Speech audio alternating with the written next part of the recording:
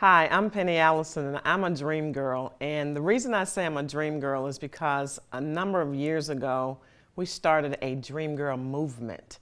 And this movement started after I went to a movie called Dreamgirls in late 2006. And when I went to that movie, it was something about that movie that sparked something in me, something spiritual. I thought, these young women in this movie were pursuing their dreams at all costs. They did everything they could to get to a point of realizing their dreams in the music industry.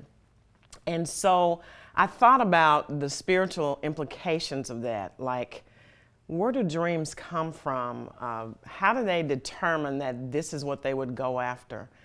And so I did some reflection actually, and I then gathered a group of women together for dinner. So we went to a restaurant, and I had put together some questions about our destinies and our giftings and our callings. And we sat around and talked about what is it that God is calling us to do? And what is it that is part of our destiny? And so as I did that, the women sat around and we had really, really good discussion. And afterwards, we came back together again a few weeks later. And they said, let's do that again. That was fun. And so we did it again. Again, we had a very robust conversation about our dreams and our aspirations and what makes us feel good. And after that, they said, let's do it again. I was like, okay, where is this going? So the third time we got together, we did it at my house. We had a meal. I prepared a meal. We had discussion questions again around destiny and dreams and just some scriptures around some things about what is God saying in this whole thing. So again, we had a really good time, but the very next day is when God just kind of birthed something in me. As I was in my quiet time, God just dropped this, he dropped this idea of having a women's workshop to help women dream and to help women pursue their dreams, but not just pursue them, but have a plan for pursuing them. So he gave me 6 sessions, and it was just like that. It was like dream killers. It was the dream girl, the dream giver, the dream, writing the dream down, and creating a dream girl network. That's all I got from God. So it was just 6 little things. And so I pondered that and thought, how and what could I do to make this come alive? But right after that happened, my pastor at my church asked me to be on his lead team. So that was going to be a lot of work. So what I did was I put it on the shelf. Like many women, they take their dreams and they just put them on the shelf because they put their kids, their husbands, their work, whatever is in their life, they put that first, but it's something deep within them that they want to do and they aspire to, but they put it on the shelf. So that's what I did for a whole year. I did the things that my pastor needed me to do at church. And then after I was off the lead team, I got it off the shelf. I began to pour over these ideas and write a curriculum. It took me about 5 or 6 months to write the curriculum. As part of writing the curriculum, each session that I talk about, those 6 sessions, I wrote a curriculum, I did PowerPoints for, and then I created a participant manual to do this workshop. So after I was finished with it, then I gathered what I call my intercessors. I gathered these same women together again and so let's pray over this idea about dream girls and what that really means. And so we got together for 6 weeks in a row. My friend Donna Covington opened her home to do it. And we prayed about what would God have this be.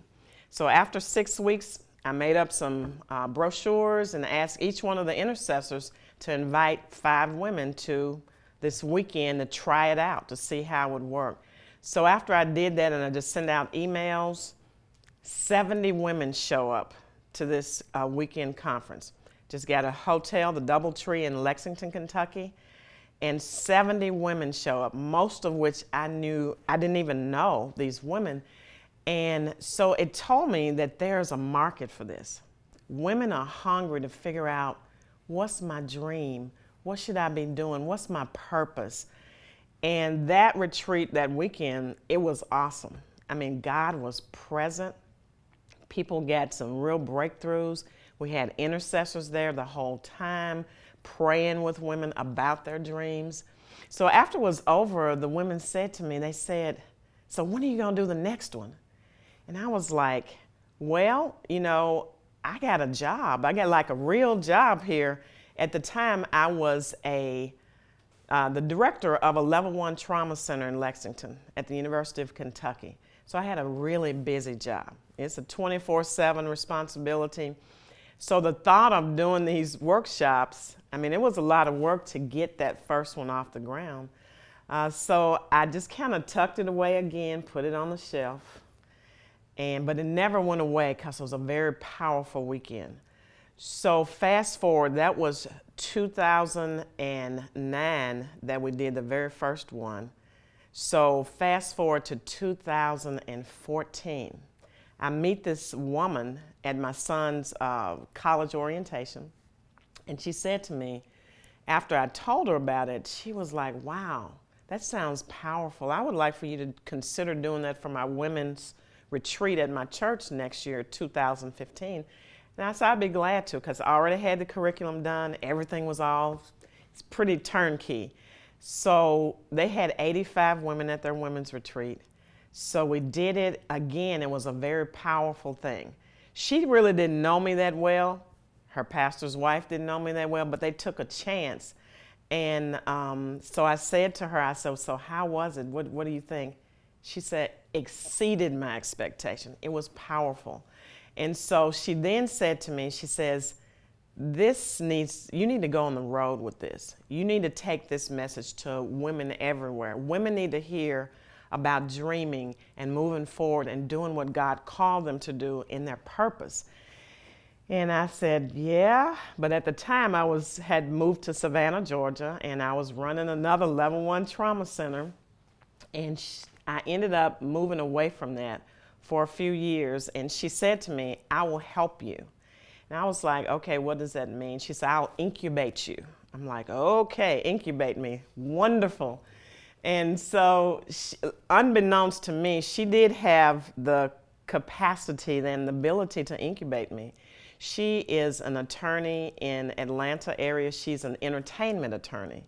So she has lots of recording artists and producers and actors, actresses, directors, all that kind of stuff. And she said, God had told me a few years ago when I was at this T.D. Jakes Woman Thou Art Loose conference that I needed to use my skills for faith-based communities and people. And she said, "So you're it. You're my person." I'm like, wow. So she loaned to me a lot of her resources and people that she knew. And she said, "Let's have a strategic planning meeting at my house in Peachtree City." So I came from Savannah, myself and my sister. We actually did a strategic planning meeting about how to officially launch Dream Girls. So in 2016, we officially launched Dream Girls in April. We had launched it in Peachtree City, Atlanta, and in Memphis, Tennessee. But before we did that, she said, "Can you write a book? You need to have a book related to this." She said, because when the women leave the retreat, they need a little taste of what the retreat is about. So that's when I began to write the book. And the book is called "I'm a Dream Girl, A Guide to Fulfilling Your God-Given Dreams." And I talk a lot in the book about God-given dreams. Not the American dream, which is totally different. The American dreams is about gaining fame, wealth, fortune, and all that. The God-given dreams are what your purpose is about. This is about really doing what God put you on earth to do, which is totally different than the American dream. So we launched those retreats. So she said to me, when she asked me about writing the book, she said, "I've got an editor for you." I was like, wow, okay. So this editor is just not an ordinary editor. Janet Hill Talbert, she's in New York. She worked for Doubleday and Random House, which is pretty credible publishing companies. And she said she's a great editor and she's a major Christian woman. So she can actually really look at the scriptures that you have in here, all of that, and be expert on it. So Janet edited for me. We started the retreats. And so since that time in 2016, we have had a number of retreats. Hundreds of women have gone through the retreats. They bought the books. But one of the big parts of the book in the very back, it's really like two books. It's a workbook to help you kickstart your dream. So really, I teach women how to create what I call a dream group. The dream group is, and we call it for short, D groups. So these D groups are a group of 6 to 8 women who meet weekly, whether it's virtually or in person, where you talk about, you have to have like goals each week of what you're doing toward the dream. So it's not just, I got a dream and I'm not doing anything about it. These women hold you accountable. It's really an accountability group. And one such example I was talking to Maria Townsend about was one of my friends who I had brought to one of the retreats to lead the worship. She has an amazing instrument. Her voice is like Aretha Franklin. I mean, just really beautiful voice. And I've said to her on numerous occasions, you got to do a CD. And she says, I know I want to, but I just don't know how to get it done. And so she left the retreat. She didn't do like I said in the retreat and create a D group, a group of women to help you birth it. So a year after that, I said, Carol, you gotta have a D group. So I invited her into my own personal D group.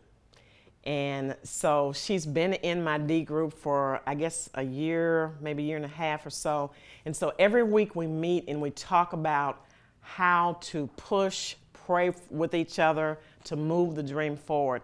So I'm happy to say that Carol now is about to do her live CD February 29th of this year. So very happy. And I have numerous testimonies of women who are doing their dreams right now. Women who have started businesses, gone back to school, written books and published them since the time they've been at Dream Girls.